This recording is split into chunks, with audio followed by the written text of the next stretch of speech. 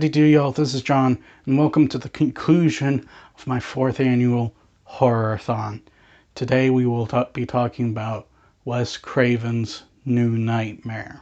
And in Wes Craven's New Nightmare, it deals with actress Heather Langenkamp, who is being tormented by these nightmares. All of a sudden, some of the people in her life start being killed, including people who were involved in the Nightmare on Elm Street movies. And as things start to progress, there comes this realization that the Nightmare on Elm Street movies have come to life and are haunting the people involved with the making of these films. Okay, so to get things started, first and foremost, remember last year when I said, hey, in my opinion, there's only one Nightmare follow-up that ever lived up to the original film? Yeah, this is the movie that I'm talking about.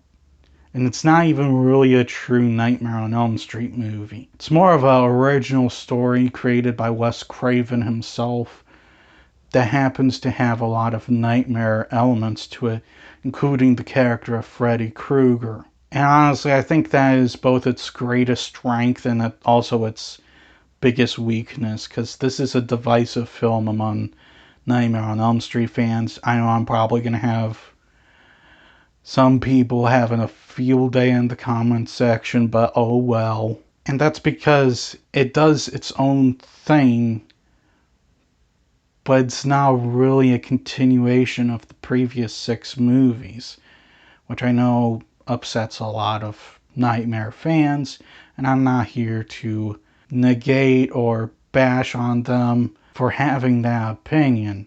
That is their opinion, and I'm fine with it. It's just I don't agree with it. The story for the film, I think, is definitely its strongest element. This is definitely probably one of the most unique stories ever put in a horror film.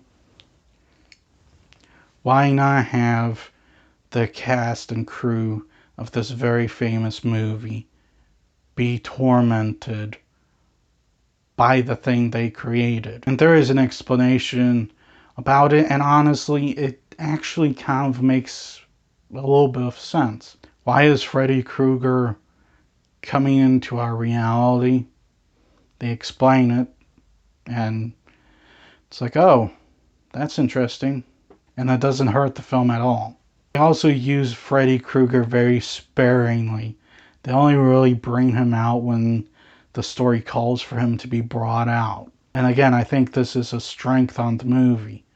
Only bring in the villain when he has to be on screen. Other than that, you might see his hand, you might hear his voice, but you don't see him until they have to show him. Until they have to show Freddy Krueger. Heck, I don't even think you get a good look at his face until maybe like the 2/3 point of the film. How is the horror element, the suspense, the tension, stuff like that?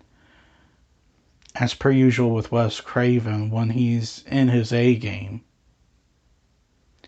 it's strong. Wes Craven was called the master of suspense for a reason, because he knew how to work suspense and tension very well. And this movie, is no exception. He had his A game going, and it's very tension-filled. I wouldn't necessarily say it's his scariest movie, but it's definitely very tension-filled. Stuff like problems, some of the effects haven't aged very well.